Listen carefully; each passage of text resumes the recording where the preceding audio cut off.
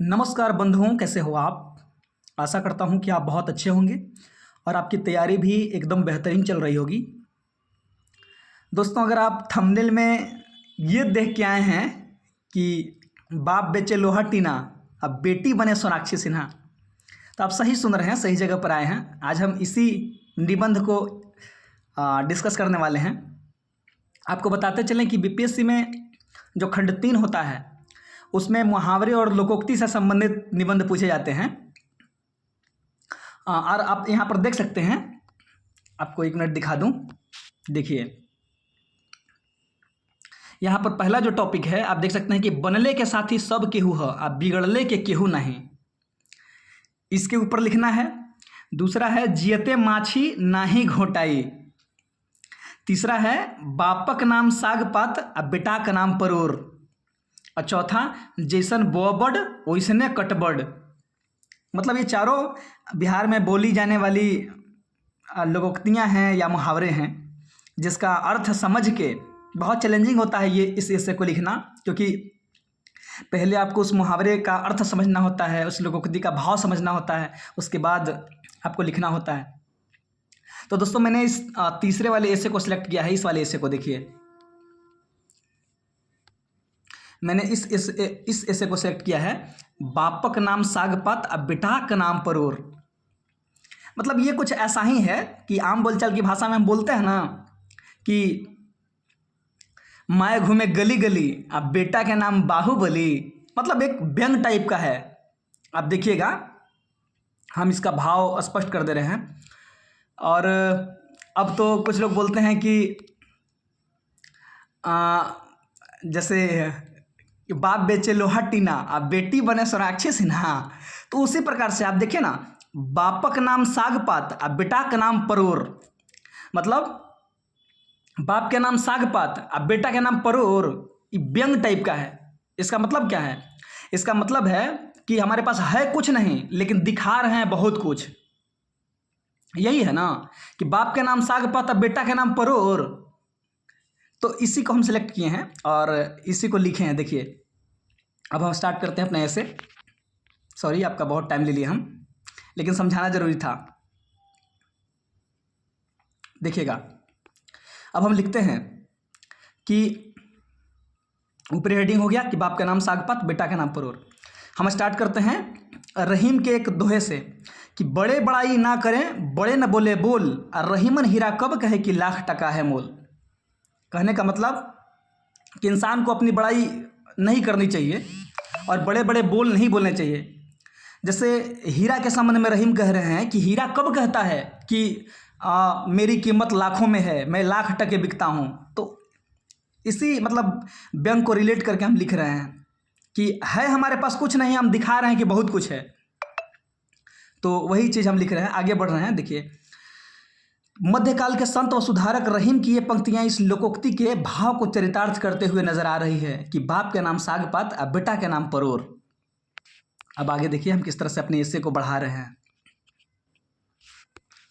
दरअसल लोकोक्ति लोक समाज में प्रचलित मूल्यों, मान्यताओं, अनुभवों को संक्षिप्त, सरल और संश्लिष्ट अर्थों में प्रस्तुत करती है। लोकोक्ति का मतलब क्या है? जो आमतौर पर बोले जाने वाली, मतलब हमारे समाज में दिए जाने वाले जो क्या कहते हैं, जो तर्क हैं, बड़े बुजुर्ग ने जो अपने अनुभवों से सीखा है, उसी के ऊपर लोकोक्ति आधारित होता है। तो यही कह रहे हैं कि हमारे समाज में प्रचलित मूल्यों, मान्यताओं और अनुभवों को संक्षिप्त, सरल तथा संश्लिष्ट अर्थों में प्रस्तुत करती है लोकोक्ति। संबंधित लोकोक्ति भी अपने साथ हास्य, परिहास और व्यापक सामाजिक मूल्यों को धारण करती हुई कटाक्ष की अभिव्यक्ति प्रस्तुत कर रहे हैं। देखिए, आप कटाक्ष की अभिव्यक्ति प्रस्तुत कर रही है कि बाप के नाम साग पाता बेटा के नाम परोर। लोकोक्ति का अर्थ है निम्न पृष्ठभूमि व संसाधनहीनता के बावजूद भी बाहरी व छद्म दिखावा करना। मतलब है कुछ नहीं और हम दिखा रहे हैं कि बहुत कुछ है। आगे हम लिखते हैं कि यूनान के महान दार्शनिक व विचारक सुकरात कहते हैं, क्या कहते हैं कि मैं ज्ञानी इन अर्थों में हूं कि मैं जानता हूं कि मैं कुछ नहीं जानता। ये सुकरात कह रहे हैं कि मैं ज्ञानी इन अर्थों में हूँ। एक बहुत बड़े दार्शनिक हुए यूनान के सुकरात, वो खुद कह रहे हैं कि मैं ज्ञानी इन अर्थों में हूँ। मतलब मैं ज्ञानी नहीं हूँ, मैं ज्ञानी केवल इन अर्थों में हूँ कि मैं जानता हूँ कि मैं कुछ नहीं जानता। आगे देखिए, इसी प्रकार मध्यकाल के महान मनीषी व रामचरितमानस जैसे अलौकिक काव्य के रचयिता गोस्वामी तुलसीदास भी लिखते हैं। क्या लिखते हैं कि कवित विवेक एक नहीं मोरे, सत्य कहूँ लिखी कागद कोरे। मतलब तुलसीदास भी कह रहे हैं, इतने बड़े रामचरितमानस उन्होंने लिख दिया, लेकिन फिर भी कह रहे हैं कि कवित विवेक एक नहीं मोरे, मतलब कविता का ज्ञान मुझ में बिल्कुल है ही नहीं। सत्य कहूँ लिखी कागज कोरे, इस बात को मैं कागज पर लिख कर दे सकता हूँ कि कविता का ज्ञान मुझे नहीं है। अर्थात इस प्रकार हम देखते हैं कि दुनिया के महान विचारकों, पथ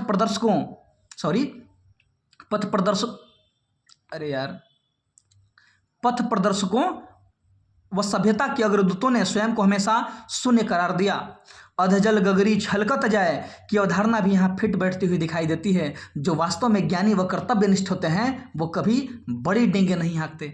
मतलब अब मैंने इस ऐसे का जो भावार्थ है उसको मैंने स्पष्ट कर दिया है। अब चलते हैं, अब देखते हैं कि यार जो वास्तव में कमजोर पृष्ठभूमि के लोग हैं, मतलब बाप के नाम सागपात और बेटा के नाम परोर, मतलब अगर बाप सागपात है तो क्या उसका बेटा परोर नहीं हो सकता? क्या लोहा टीना बेचने वाली की बेटी सोनाक्षी सिन्हा नहीं हो सकती क्या? अब हम मतलब इसका दूसरा पार्ट हम डिस्कस कर रहे हैं, हम दिखा रहे हैं कि क्यों नहीं बन सकता है भाई। आगे देखिएगा, लिखते हैं हम कि ऐसे में एक प्रश्न खड़ा होता है कि क्या कमजोर पृष्ठभूमि व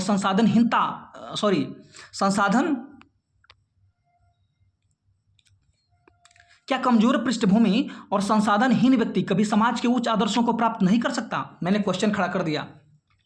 यदि हम इस प्रश्न के उत्तर की पड़ताल करें तो हम पाएंगे कि मध्यकाल में चाहे कबीर हों या तुलसी, रैदास हों या सूरदास, आधुनिक भारत में चाहे हम डॉक्टर B.R. अम्बेडकर की बात करें या डॉक्टर APJ अब्दुल कलाम की, वास्तव में ये लोग कैसी पृष्ठभूमि से थे? अब देखिए, मैं दिखा रहा हूं कि वास्तव में ये लोग कैसी पृष्ठभूमि से थे। देश के महान इन नायकों ने अपने जीवन में हमेशा संघर्षों के रास्ते को चुना। विषम व कठोर परिस्थितियों के बावजूद भी ये निरंतर अपने दृढ़ निश्चय, कर्मनिष्ठा और आत्मचिंतन के साथ जीवन के संघर्ष पथ पर आगे बढ़ते रहे और अंत में अपनी मानवता, नैतिकता और विश्व बंधुत्व के विचारों से न केवल आने वाली पीढ़ियों को प्रेरित किया बल्कि समाज में एक मील का पत्थर स्थापित करने में सफल रहे। वास्तव में ये लोग कौन थे?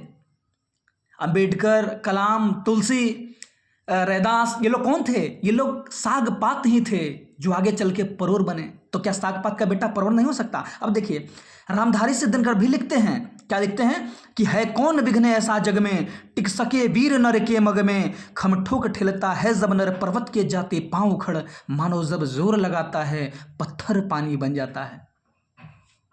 आज हमारे देश की एक बड़ी आबादी शिक्षा, स्वास्थ्य व आधुनिक सेवाओं से वंचित है।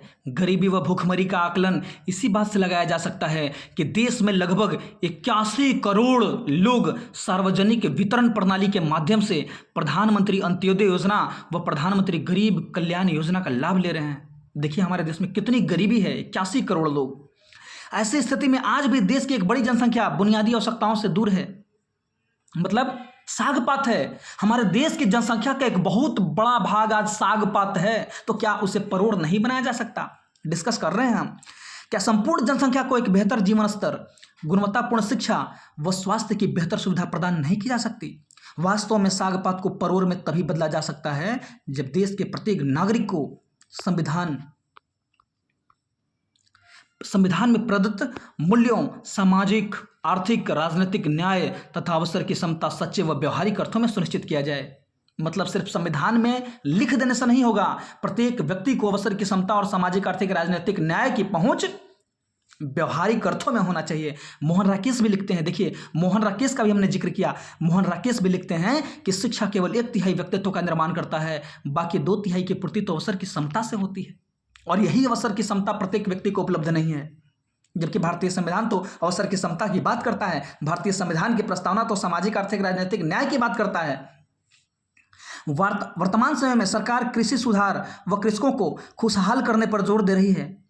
वर्ष 2022 तक किसानों की आय दुगनी करने का भी लक्ष्य रखा था ना भारत सरकार कि 2022 तक हम किसानों की आय को दुगनी कर देंगे। लेकिन क्या हम इसके प्राप्ति के कितने करीब हैं, हम दिखा रहे हैं कि परंतु हम इसकी प्राप्ति के कितने करीब हैं। 2022 के आंकड़े बयान कर देते हैं। क्या बयान करते हैं 2022 के आंकड़े?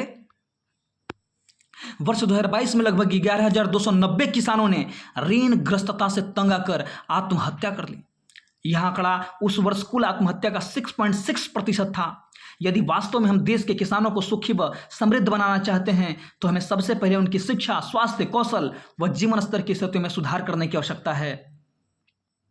हम लक्ष्य निर्धारित तो कर ले रहे हैं लेकिन किसान की आत्महत्या को नहीं रोक पा रहे हैं। इसका मतलब क्या है? इसका मतलब यह है कि प्रत्येक व्यक्ति को शिक्षा, स्वास्थ्य, रोजगार तक पहुंच हो ही नहीं पा रहा है। किसान को जो मूल्य मिलना चाहिए वो किसान को मूल्य नहीं मिल पा रहा है। तो इसकी पहुंच व्यवहारिक अर्थों में किसानों तक होना चाहिए। किसानों को एमएसपी से जोड़ा जाए, किसानों को जो सरकार की योजनाएं हैं उनसे जोड़ा जाए और सरकार की योजनाएं जो हैं उसका सफल क्रियान्वयन किया जाए ताकि किसान उस योजना का लाभ ले सकें। सिर्फ पेपर में दिखा देने से नहीं होगा कि हमने किसानों के लिए ये किया, किसानों के लिए अंत्योदय योजना है, किसानों के लिए गरीब कल्याण अन्न योजना है, किसानों के लिए पीएम किसान है, लेकिन कितने लोग इसका लाभ ले रहे हैं? देखिए हम आगे लिखते हैं कि है सबको अधिकार मृतिका, पोषक रस पीने का, विविध अभावों से असंख्य होकर जग में जीने का। आज सरकार द्वारा डिजिटल भारत, आत्मनिर्भर भारत व स्टार्टअप जैसी योजनाओं को बड़े स्तर पर प्रोत्साहित किया जा रहा है। इसके कई सकारात्मक परिणाम निकलकर सामने आए हैं। देश में कृषि, शिक्षा, रक्षा जैसी सेवाओं में इसके प्रयोग से मजबूती आई है, परंतु ग्रामीण क्षेत्र में आज भी डिजिटल गैप और संचार सेवाओं के कमी के कारण डिजिटल पिछड़ेपन बना हुआ है। हम 2047 तक विकसित भारत की कल्पना कर रहे हैं, लेकिन एक तरफ जो शहरी क्षेत्र हैं वहां पर तो डिजिटल माध्यम का लोग प्रयोग कर रहे हैं, वहाँ पर तो संचार सेवाएं ठीक हैं, लेकिन ग्रामीण क्षेत्रों में आज भी संचार सेवाएं पिछड़ी हुई हैं। डिजिटल गैप बना हुआ है। लोग हमारी कृषि पिछड़ी हुई है, लोग शिक्षा से दूर हैं। ठीक है, मतलब हमारी जो बुनियादी आवश्यकताएं हैं, शिक्षा, स्वास्थ्य और रोजगार, उसकी पहुंच आम जनता तक नहीं है। समग्रतः अब देखिए हम इस पूरे एसे को समाप्त कर रहे हैं, समाप्ति की ओर है, और एक अच्छे निष्कर्ष के साथ जब आप एसे को समाप्त करते हैं ना, तब आपको एग्जामिनर अच्छा मार्क्स देता है। तो देखिए हम अब इस पूरे एसे को मतलब कंक्लूड कर रहे हैं। समग्रतः यदि कोई समाज या देश निम्न संसाधनों या पिछड़े वर्गों को अग्रिम पंक्ति में लाना चाहता है तो उसे संसाधनों, समानता व अवसर को प्रत्येक व्यक्ति के बीच समान रूप से वितरित करने की आवश्यकता है। भारत को भी यदि संपूर्ण जनसंख्या को मानव पूंजी में बदलना है तो उसे संवैधानिक के साथ व्यवहारिक अर्थों में भी संवैधानिक मूल्यों को प्रत्येक जनता तक पहुंचाना पड़ेगा। तभी साग पात को परोर में बदला जा सकता है और हम विकसित भारत की परिकल्पना को मूर्त रूप दे पाएंगे।